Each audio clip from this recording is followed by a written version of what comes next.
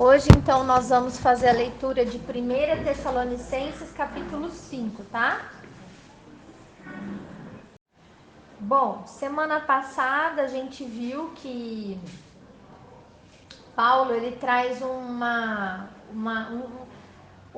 consolo, uma esperança para nós, né?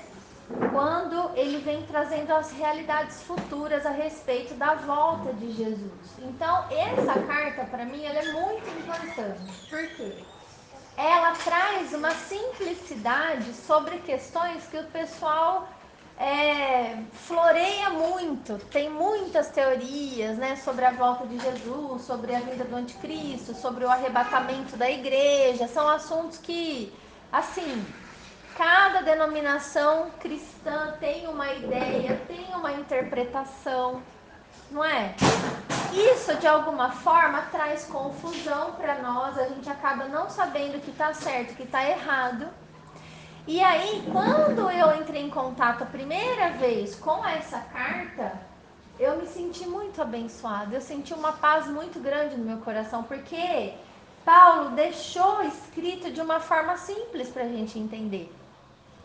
Quando a gente lê esse capítulo 4, né, a gente não tem como a gente argumentar.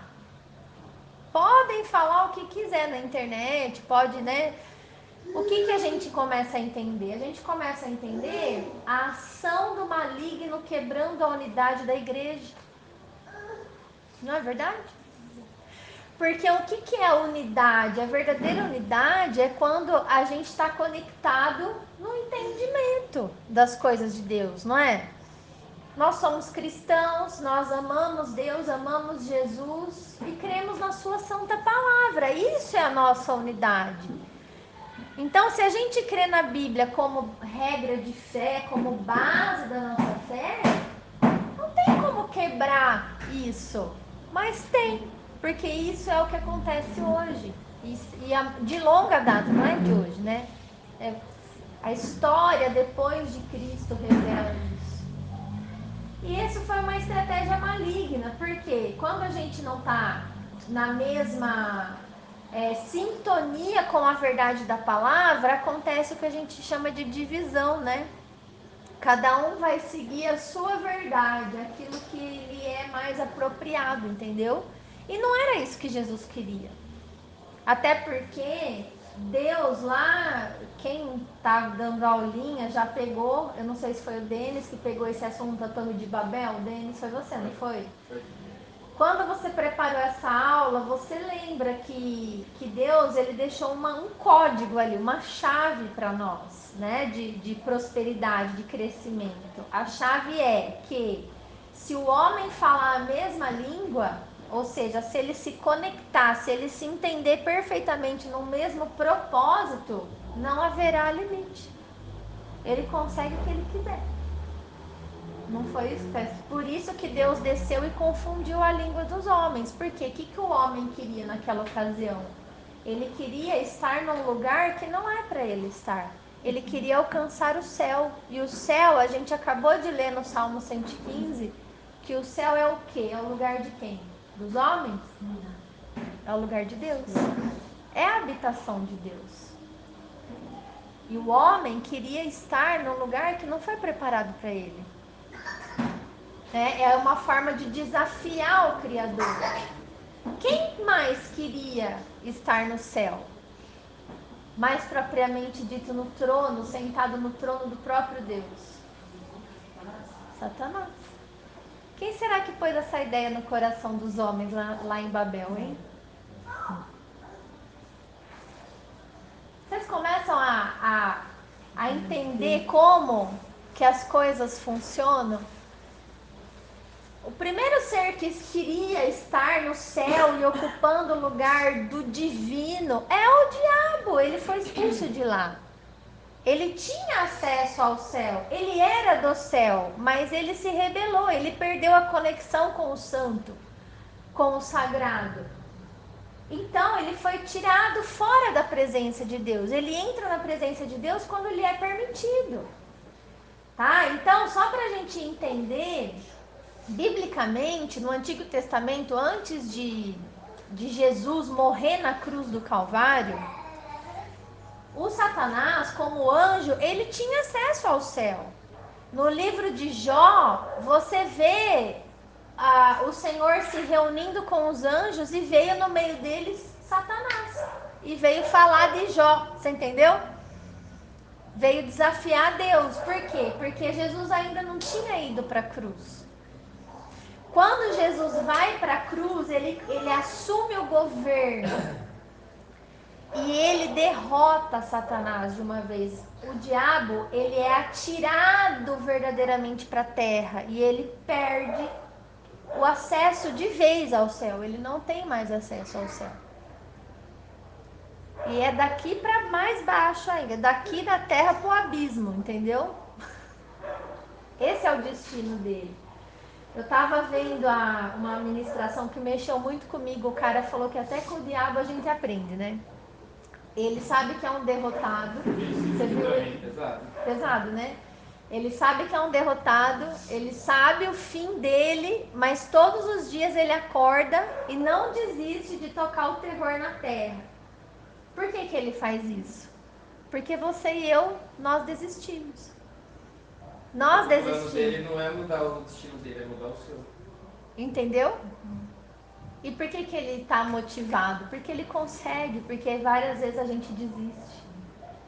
A gente assume a nossa fraqueza e desiste. Não é? E é isso que alimenta o Satanás.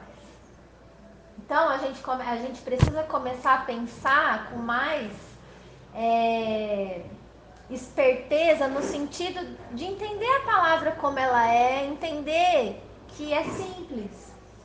E na simplicidade de Paulo, ele fala que as verdades espirituais que estão reveladas em todos os livros, né? Com relação aos mortos, com relação à ressurreição dos mortos, com relação ao arrebatamento, a todo esse plano que Deus tem para nós de salvação, ela na verdade é a coisa mais consoladora que existe. Né? Você percebe, você começa a entender o que é a verdadeira justiça, não o que a gente considerava justo, né?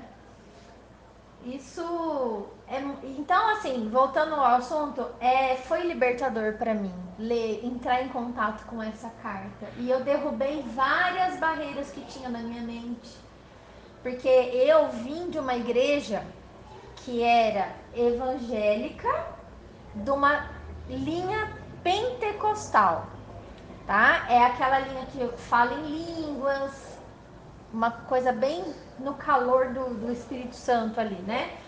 Só que é uma linha também que acreditava no arrebatamento secreto, de que a qualquer momento a gente ia ser arrebatado e a gente não ia passar pela grande tribulação, entendeu? Isso eu questionava, eu não entendia muito a Bíblia, eu falava, mas como assim, né? Por que que eu vou ser a privilegiada se Pedro morreu de ponta cabeça, crucificado, o outro foi decapitado, todos os discípulos de Jesus morreram martirizados e só eu, a linda, né, a última geração, não vou passar pelo anticristo, eu vou ficar ilesa. Eu não entendia isso. Isso dava um nó na minha cabeça. Isso foi uma das coisas que me fez também estudar mais a Bíblia e entender, né? E eu comecei a compreender que realmente a última geração, antes da volta de Jesus, ela não precisa passar por esse tipo de provação, porque ela ela é morna. Ela não vai ser perseguida. Ela vai ser como Jesus escreveu para a última igreja lá de Laodiceia, no Apocalipse, né? Vocês são mornos, vocês não são nem frios nem quentes. Vocês pensam que tem tudo, que conhecem tudo, que são abastados, que enxergam, mas vocês não sabem nada, vocês estão enganados. Vocês são pobres, miseráveis, ele fala. Cegos. E eu aconselho que de mim compre roupas para cobrir a vergonha de vocês, porque é uma igreja que vive no pecado ainda e acha que está tudo certo. Então, por isso que não vai ter uma perseguição agora, entendeu? Não é porque a gente é lindo, não. é porque a coisa tá preta, tá complicado, né? É muita mentira misturada com verdade, é muita confusão, é muita quebra de unidade. E aí é onde a igreja vai prosperar? Não vai. Não existe prosperidade nessa situação de desunião da igreja, tá? E aí ele termina o quarto capítulo dizendo: consolai-vos, pois, uns aos outros com estas palavras. Então isso aqui eu quero motivar você, assim como eu um dia aprendi essas coisas e me sinto motivada a ensinar essas coisas com propriedade para as pessoas, porque é algo que o Espírito Santo de Deus me convenceu através da palavra. Então, nós precisamos estudar a palavra, nós precisamos mergulhar nos acréscimos, mergulhar nos textos, quanto mais textos, melhor. Por quê? Porque nós precisamos consolar as pessoas com aquilo que a gente já aprendeu, mas com sabedoria, tá? A gente não vai, é como eu sempre falo, a gente não vai conseguir abraçar o mundo. A gente vai conseguir abraçar aqueles que querem, tá? Então é mais despertar o querer do que querer pregar. Eu postei no grupo, né, o vídeo da Jane, eu acho que vocês viram, e eu postei aquilo porque eu queria que você não desanimasse de convidar as pessoas para o estudo, tá? Às vezes a gente faz alguma coisa que não é muito legal, de uma forma, né, como aconteceu e a gente conversou aqui, mas isso não é motivo para barreira no seu coração, nem desânimo, porque um convite traz uma pessoa que quer. E olha que lindo ver aquele caderno, não é? Olha, quando que você imaginou que a sua irmã fosse parar para fazer um caderno bíblico? No capítulo 5 ele continua, tá? Só tá separado por capítulo, mas a carta é a mesma, ele continua o assunto aqui. Então ele diz assim: irmãos, relativamente aos tempos e às épocas, não há necessidade de que eu vos escreva, pois vós mesmos estáis inteirados com precisão de que o dia do Senhor vem como ladrão de noite. Então, aquele pessoalzinho de Paulo, os alunos do Paulo, eles sabiam certinho a respeito da volta de Jesus. Eles sabiam com precisão sobre esse tema, tá? E aí eu falo pra você, que dia que Jesus vai voltar, então? Que dia que é o dia do Senhor? Surpresa! Entendeu? É como o ladrão que vem de noite. Ninguém vai estar esperando, né? Quando andarem dizendo paz e segurança, o que é paz e segurança no nosso mundo atual? Quem sabe? É o lema da ONU. É o lema da ONU, não é? Organização das Nações Unidas. Paz e segurança. Quando andarem dizendo paz e segurança, preste atenção. Eis que lhes sobrevirá repentina, de repente, destruição. Como vêm as dores de parto a que está para dar à luz, e de nenhum modo escaparão. Não existe a possibilidade de Jesus não voltar. Entendeu? Não existe essa possibilidade. Quando você engravida, existe a possibilidade. Não quero mais. Eu não posso parir. Existe essa possibilidade, assim, naturalmente falando? Não existe. Entrou, tem que sair, não tem? E você sabe que qualquer momento vai vir o neném. É sobre isso, tá? Mas vós, irmãos, não estáis em trevas. Vocês não estão mais cegos. Vocês não estão mais enganados. Para que esse dia, como ladrão, vos apanhe de surpresa. Porquanto vós todos sois filhos da luz e filhos do dia. Nós não somos da noite nem das trevas.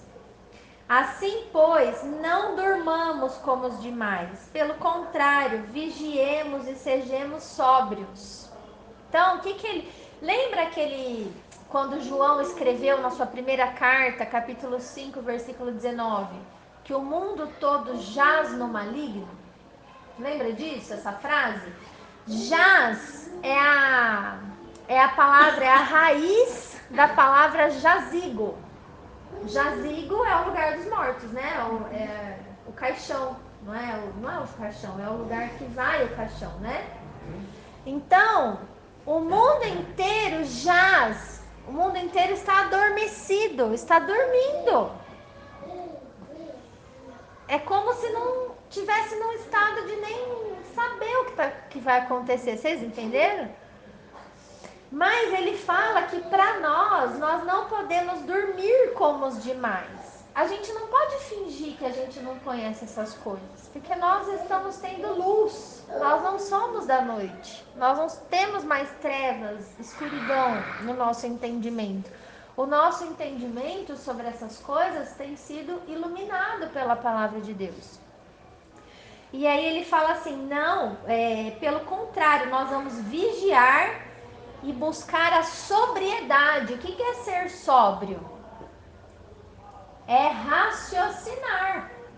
Uma pessoa que não é sóbria, ela não raciocina direito, não é? Ora, os que dormem, dormem de noite, e os que se embriagam, é de noite que se embriagam. Nós, porém, que somos do dia, sejamos sóbrios, revestindo-nos da couraça da fé e do amor, e tomando como capacete a esperança da nossa salvação. Tá? Então, o que é couraça da fé? O que a gente tem que vestir na nossa vida? Couraça é proteção, é escudo. A fé, a tua fé te protege. Porque quando você crê nessa palavra e você ouve uma falsa pregação, a tua fé nessa palavra já te protege. Então ninguém precisa proibir você e eu de ouvir pregadores, ir em igrejas. Vocês podem fazer o que vocês quiserem, eu posso fazer o que eu quiser. Eu sou livre, foi para a liberdade que Cristo me libertou. Mas a minha fé em Cristo, ela me guarda das astutas ciladas do diabo, das coisas que são sutis na nossa cabeça. Eu vou usar um exemplo, Samantha, um exemplo teu.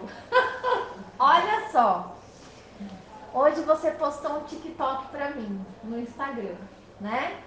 Então eu vou usar esse exemplo, tá?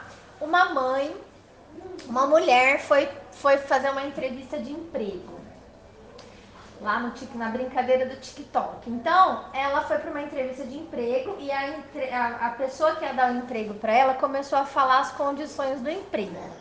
E as condições do emprego eram condições desumanas e no final era revelado que ela não teria nenhum salário, mas que aí ela não aceita trabalhar naquelas condições desumanas sem receber nada.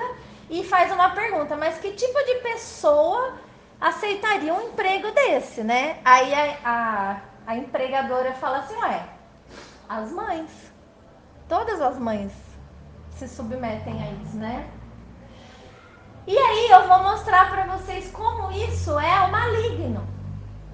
Isso é algo sutil, é maligno. Por isso que a nossa fé é um escudo. A nossa fé nos protege. A nossa fé nesta palavra, sabe por quê? Porque, em primeiro lugar, ser mãe não é trabalho. Ser mãe, em primeiro lugar, é uma escolha. Você escolheu isso. O seu filho não pediu para nascer. Olha o diabo. Você ouve aquele vídeo, você fica revoltado. Você fala, é verdade. Que a gente faz tudo isso que a mulher falou, não ganha nada, 24 horas. Mas não é verdade. Encarando a maternidade como um fardo, né? Exatamente. A maternidade, ela só é um fardo quando você começa a enxergar ela como um fardo. E quem que faz você enxergar a maternidade como um fardo? É Deus? Isso vem de Deus para nós? Claro que não. Porque quem tá de olho na futura geração para mudar o destino da futura geração? Pode ir lá. Vai lá. Quem tá de olho na futura geração para mudar o destino da sua semente? Quem? O diabo. Então ele põe essas coisas na sua cabeça para te causar o quê? Ânimo na maternidade? Para te trazer o quê? Revolta, dor, peso, angústia. Olha, gente, como isso é sutil, isso é só um exemplo. Eu só tô falando desse exemplo que aconteceu hoje, né, Samanta? Você compartilhou isso comigo. Ótimo. Então, assim, eu trago assim para vocês entenderem como que o diabo, ele é sujo e como que a nossa fé nos protege. Porque quando eu tenho uma fé enraizada aqui, ó, eu sei quem eu sou, a minha identidade não é distorcida como mulher, como pessoa, como filha de Deus, como mãe, como esposa.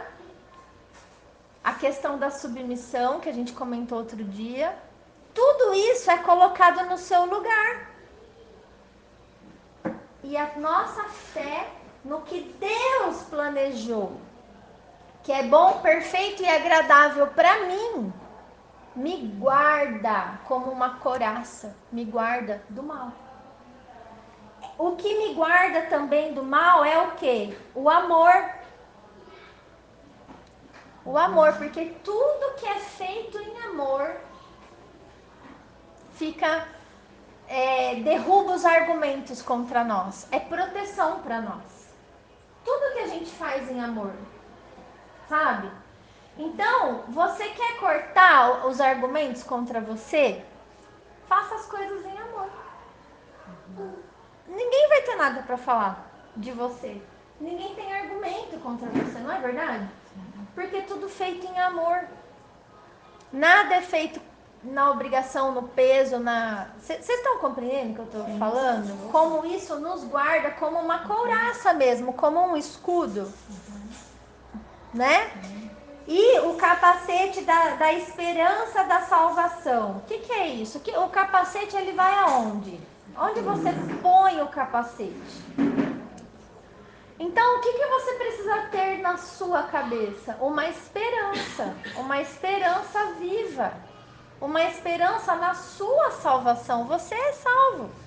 Se você não acreditar na sua salvação em Cristo, você acha que eu vou acreditar?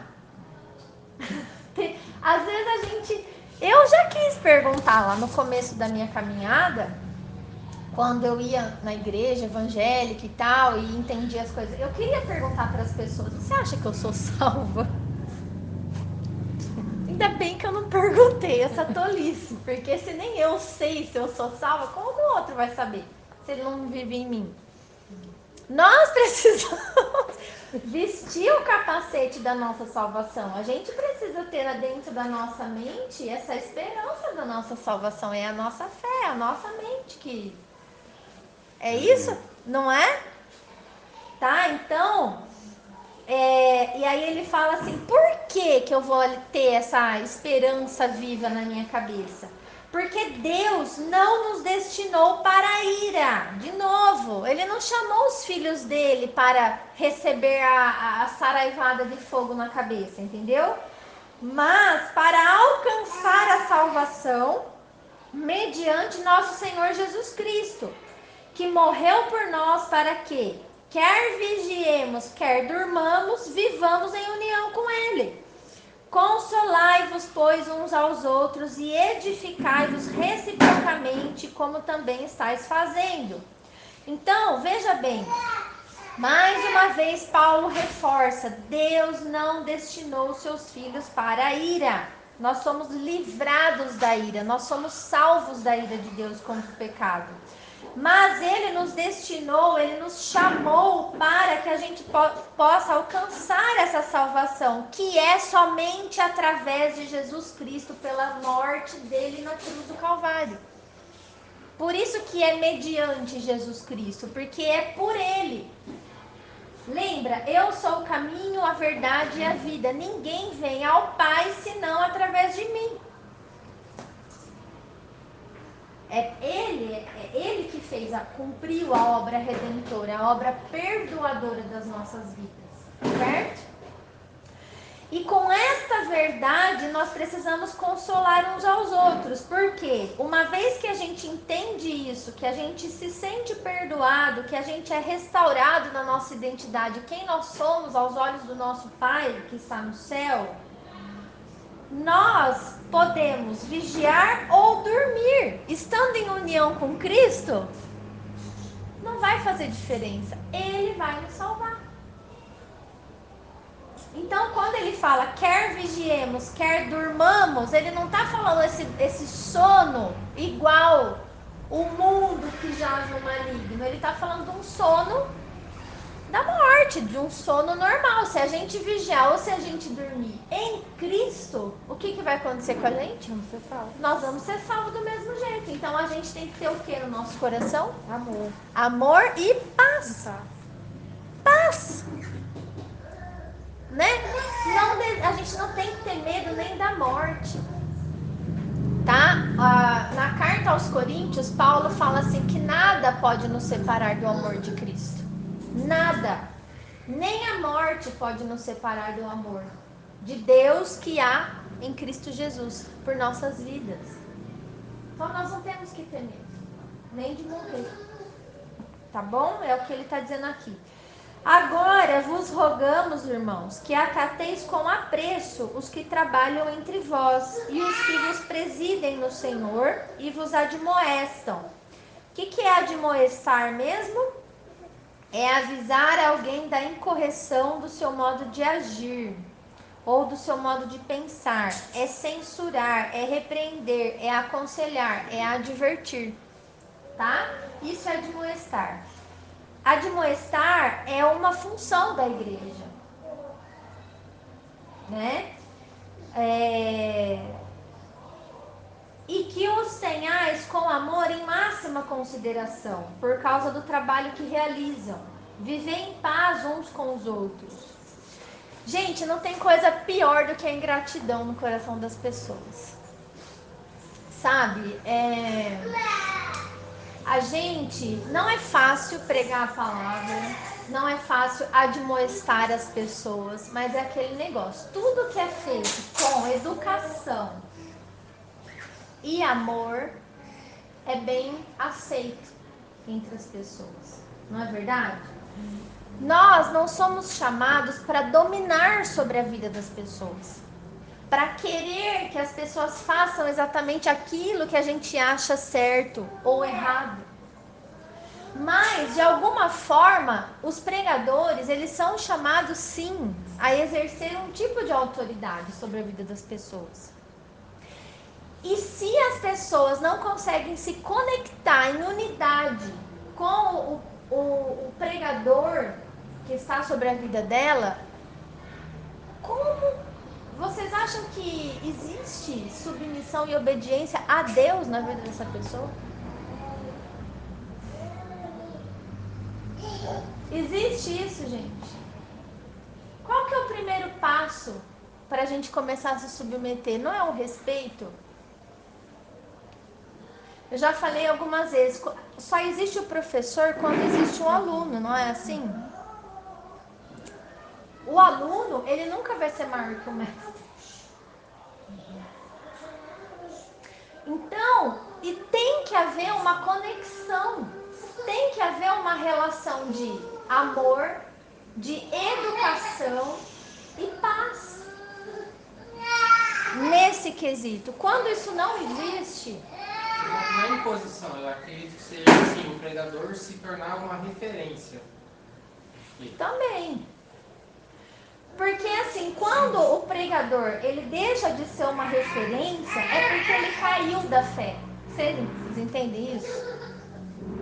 A pessoa que caiu da fé, ela só precisa de uma mão estendida. Ela não precisa de mais acusação. Não é verdade?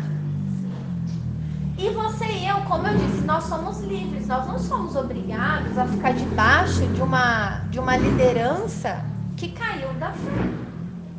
Então todo mundo tem que ter essa liberdade de avaliar todas as coisas e saber aonde vocês estão amarrando o burro de vocês, entendeu? É o que eu tenho visto na minha vida particular. Aonde eu vou, quem eu ouço, quem dirige, quem me aconselha, tudo isso a gente tem que olhar, isso não é errado. Líderes que querem dominar sobre a vida da gente, sabe qual é a frase que eles mais gostam de usar? Não julgueis para que não sejais julgados. Por que eles usam essa frase? Para você não julgar? Mas o Senhor também fala, julgai todas as coisas. Retende o que é bom. E aí, vamos fazer um duelo de palavra? Não, então, o que Paulo estava dizendo? O trabalho de pregação, de exortação, ele não é um trabalho fácil. E as pessoas que fazem isso em Cristo, com testemunho, com liderança, com autoridade aprovada, visível, precisam receber máxima consideração. Porém, a gente só recebe máxima consideração quando a gente também tem máxima consideração para com as outras pessoas. Então, não adianta querer ser um líder, trazer a palavra de Deus na base do ferro e fogo, que isso não existe. Não adianta querer ser assim dentro de casa, com as pessoas da rua, não é assim. É em amor, né? Que nem eu mesma, olha a minha experiência, eu muitas vezes eu exorto pessoas que são muito mais velhas do que eu. Como que eu faço isso? Com máxima educação possível, com o máximo cuidado possível, entendeu? Porque eu não fui chamada para constranger ninguém. Eu fui chamada para ajudar as pessoas a terem uma visão do que está escrito na palavra. Só isso, tá?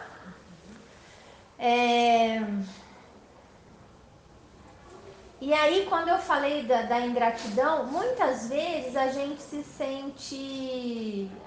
Todo mundo que faz um trabalho quer ser reconhecido pelo trabalho que faz. Isso é natural, isso é próprio do homem, tá? Isso não é errado. E muitas vezes, a maioria das vezes, você não vai ser reconhecido, né? E às vezes a gente sente a ingratidão das pessoas, e as pessoas são ingratas mesmo, porque a ingratidão é própria do homem, mas ninguém deve nada para nós também. Então tudo que a gente vai fazer, a gente tem que fazer sem querer nada em troca. A gente tem que fazer para o Senhor. Se colher frutos, amém. Se não colher, aprende a conviver com isso. Isso é maturidade, né? Vale a pena. Existem pessoas que ainda valem a pena, tá? Exortamo-vos também, irmãos, aqui, admoesteis os insubmissos. Olha lá, insubmissão, né? O que é admoestar? Corrijam aqueles que são insubmissos, aqueles que não se dobram. Consoleis os desanimados, ampareis os fracos e sejais longânimos para com todos. Ou seja, não se irrite, entendeu? Tenha paciência com as pessoas. Evitai que alguém retribua ao outro mal por mal. Pelo contrário, segui sempre o bem entre vocês e para com todos. Ou seja, o bem ele é para ser feito não só no meio da igreja, mas também fora da igreja, com todos. Regozijai-vos sempre. O que é isso? Alegrem-se. Alegrem-se. Não vamos deixar o nosso coração ficar abatido. Não vamos dar lugar à tristeza. Como eu disse para vocês, muitas vezes a gente se abate com o comportamento das pessoas. Mas a gente não deveria fazer isso, porque a palavra diz pra gente se alegrar sempre, tá? O que não é bênção é livramento, tá? É isso. Orai sem cessar. Como que eu vou ficar orando sem parar? Quem que pode me dar uma dica aí? O que seria orar sem cessar? O que vocês acham? Várias formas de orar. Como que é, Carlinhos, pra você? Você praticando o amor, você está orando o tempo todo. Fazendo as coisas com amor. Com amor. Por quê? Porque você está conectado com Jesus. Para você fazer as coisas com amor, você está elevando o seu pensamento a Cristo.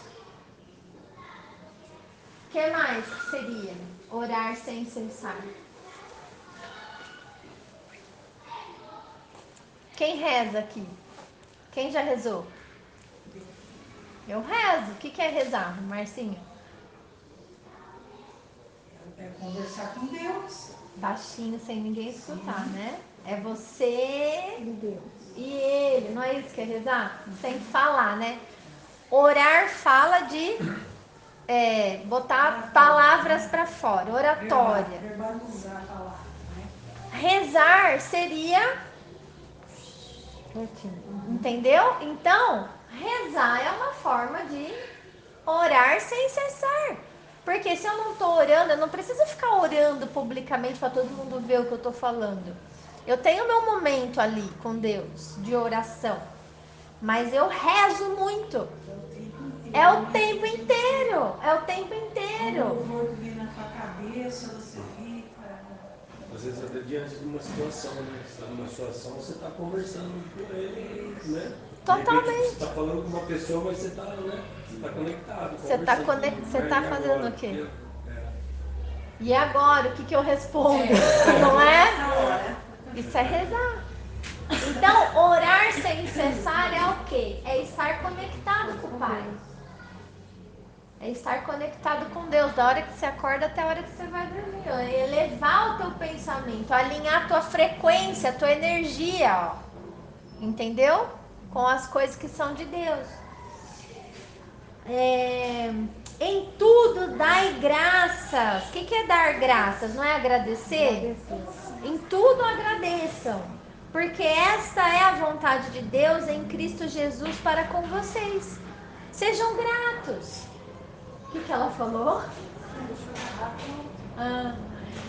Em tudo a gente tem que agradecer, sabe? Então a vontade de Deus para nós, o que é o contrário de agradecer? O quê? Reclamar. Lamentar.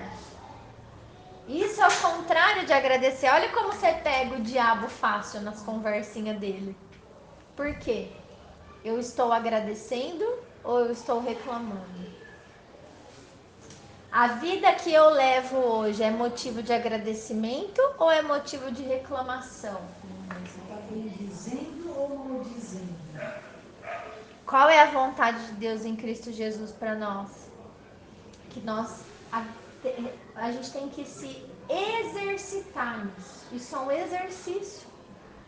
Ai, mas a gente não é assim. Claro que a gente não é assim.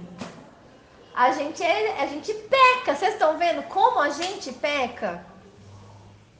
A gente não é assim. Mas se a gente começar a se alimentar da vontade de Deus e começar a alinhar a nossa atitude com o que Deus espera de nós, olha como a nossa vida muda. Né? A minha tia passou por uma cirurgia, aliás, 3 cirurgias. E eu estive com ela no hospital e caiu no final de semana que eu tinha o curso de especialização. E eu fui lá com ela e dizia assim pra ela lá com um dreno na barriga, sonda no xixi, operada daquela situação, e eu lá. Porque eu tenho curso, porque eu não quero ir no meu curso, porque é um saco, porque não sei o quê. é cansativo, e ai, agora eu tenho que ir no curso. Aí ela falou assim, ai, como eu queria ir no curso. Tá bom. Já entendi. Fui no curso feliz, agradecendo, falando, Senhor, me perdoa a minha língua grande, não tem que reclamar. Poxa, é uma escolha, eu escolhi fazer esse curso. Agora o curso tem, qual que é o problema do curso? O problema sou eu. Eu deveria ser grata ao que Deus me possibilitou. As oportunidades que eu tô tendo ali são desafiadoras? São, mas se ele não me capacitasse, ele não me punha lá também. Não é assim? Fui com outra cabeça. Então, eu acho que é um exercício. Todos nós precisamos fazer esse exercício em várias áreas da nossa vida, né? Em tudo.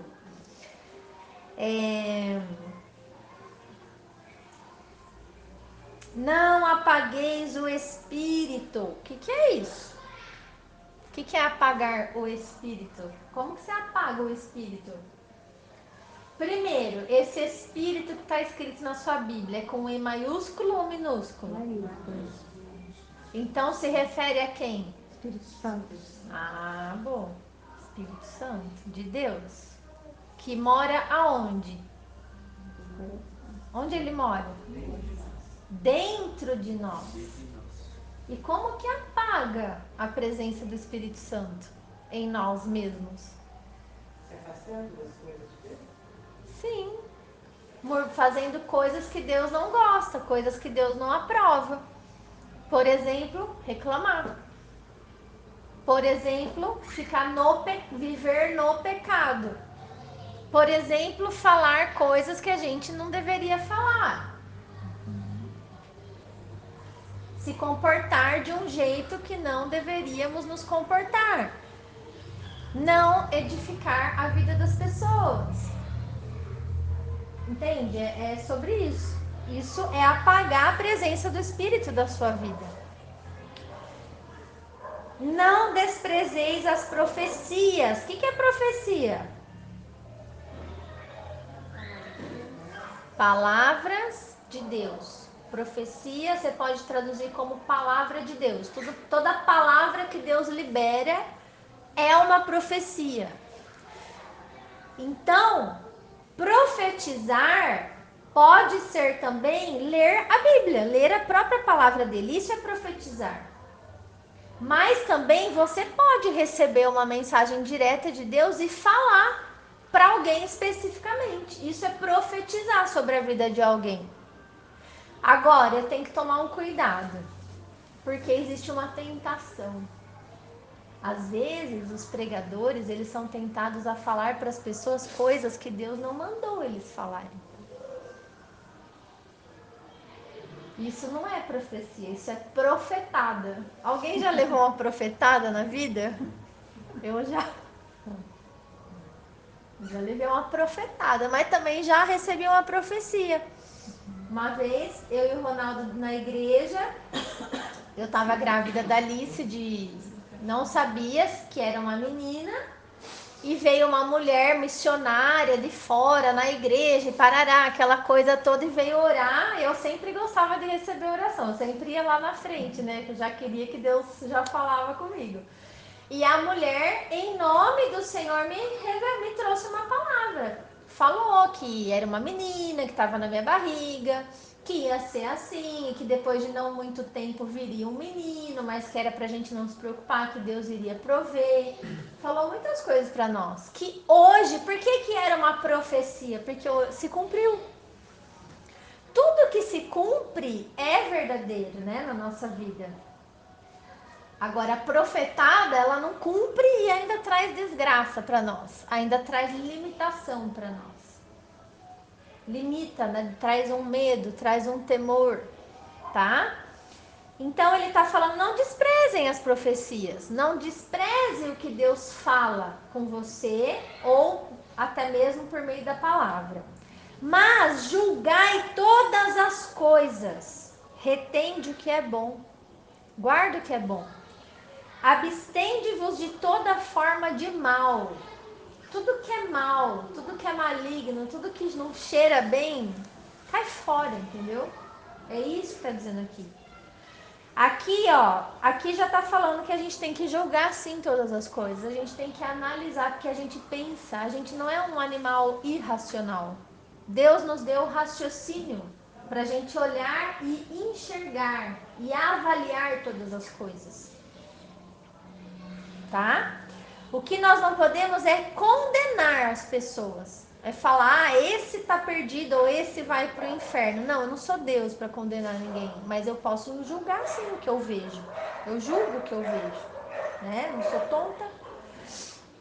O mesmo Deus da paz vos santifique em tudo. E o vosso espírito, alma e corpo sejam conservados íntegros e irrepreensíveis na vinda de nosso Senhor Jesus Cristo. Fiel é o que vos chama, o qual também o fará. Irmãos, orai por nós. Saudai todos os irmãos com ósculo santo, com beijo, né? Conjuro-vos pelo Senhor que esta carta seja lida a todos os irmãos. A graça de nosso Senhor Jesus Cristo seja com vocês. Amém. Que lindo, né?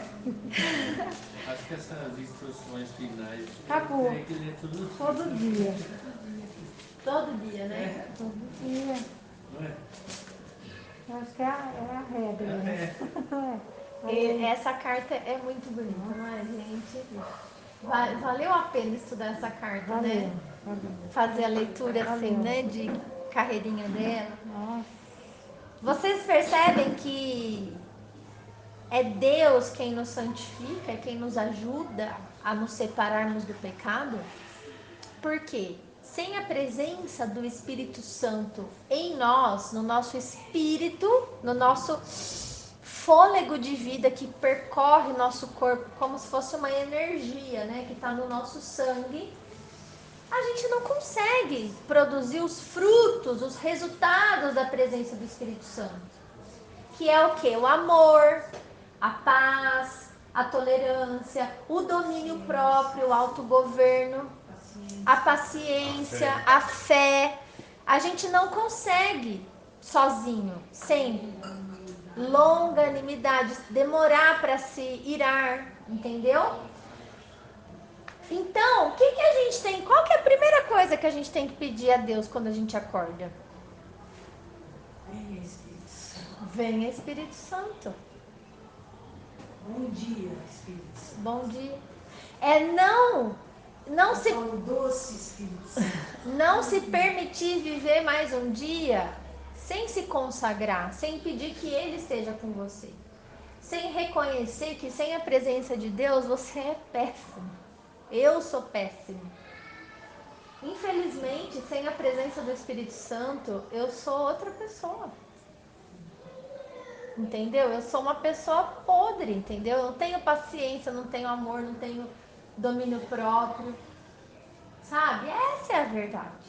Essa é a verdade. Eu fico murmurando, eu reclamo das coisas que eu tenho, das bênçãos que Deus me deu. Eu não me aceito. Né? Então, a gente precisa começar o nosso dia dessa forma. E ele nos ajuda, ele nos santifica, ele nos separa do pecado, ele nos dá o sinal de alerta para as coisas que são erradas, que querem contaminar a nossa vida, a nossa mente, né? Perturbar o nosso coração, perturbar a nossa paz familiar, né? O que a gente tem que fazer, né? Eu estava vendo também um pregador muito interessante falando, né, que os nossos filhos, a gente não é para ser pai e mãe dos filhos, nós somos chamados para ser treinadores dos nossos filhos. A gente tem que treinar essas crianças para a vida. Se a gente não ensinar eles, quem vai ensinar lá fora? Vai ter alguém para ensinar, você pode ter certeza. Mas a gente tem que treinar, a gente tem que estar ali ensinando tudo para que eles cresçam com liberdade, né? Prosperem, sejam lançados como aquela flecha, né? Eu estava lendo também uma carta que eu escrevi para o Otávio, na esperança de um dia ele encontrar lá nas minhas coisas, né? Eu faço dessas coisas, assim, de escrever e ponho e tal. E a gente não sabe o dia de amanhã, né? Vamos deixar registrado o que a gente pensa.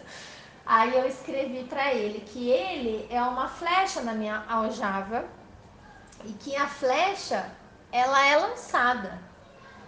Ele é uma flecha lançada. Ele tem dois destinos, ou ele alcança o alvo, ou ele não alcança o alvo.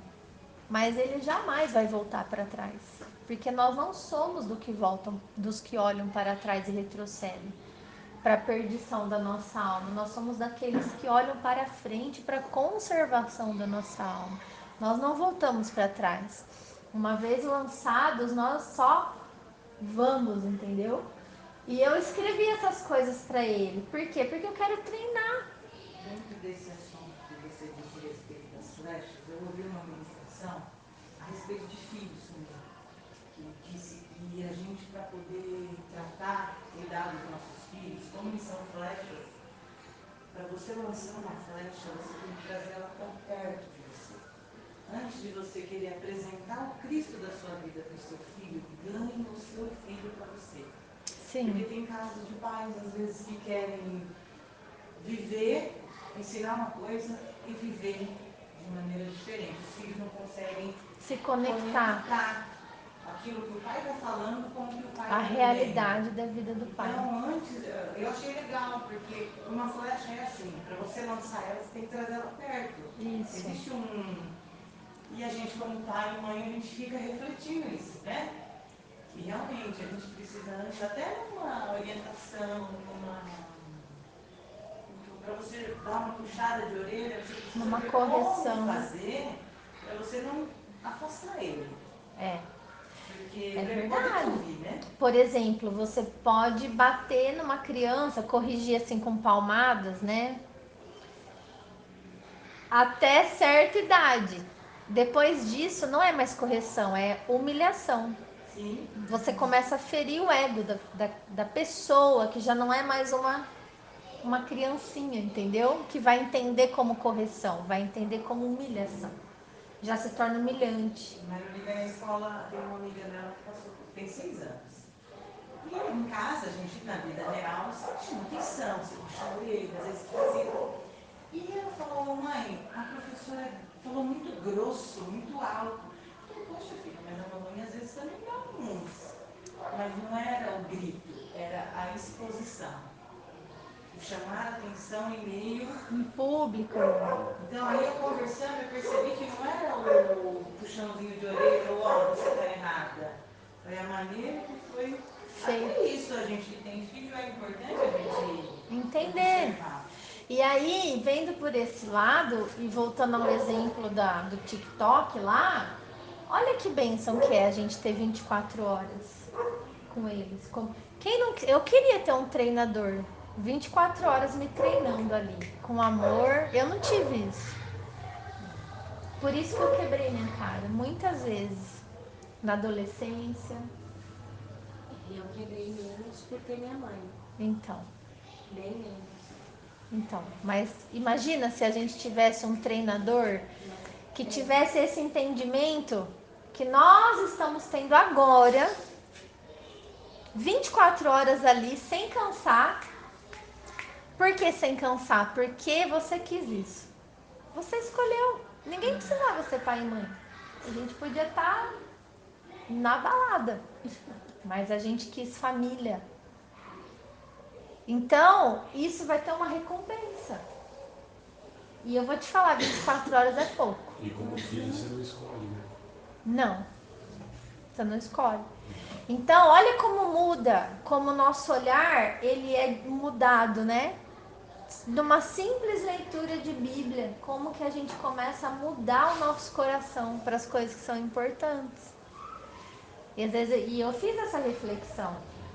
Eu ouvi, né, tudo e fiquei pensando, eu sou uma péssima funcionária se fosse um trabalho.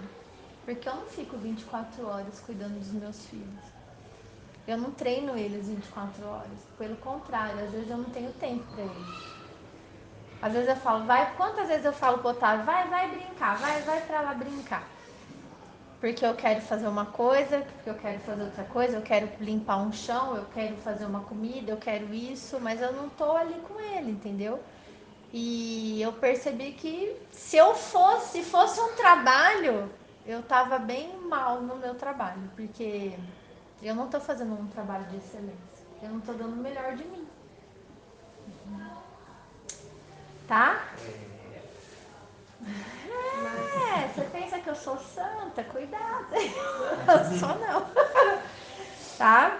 Então, pessoal, a gente precisa olhar para essas coisas que o apóstolo Paulo ensinou para todas as igrejas, porque ele pediu que essa carta fosse lida a todas as igrejas, né?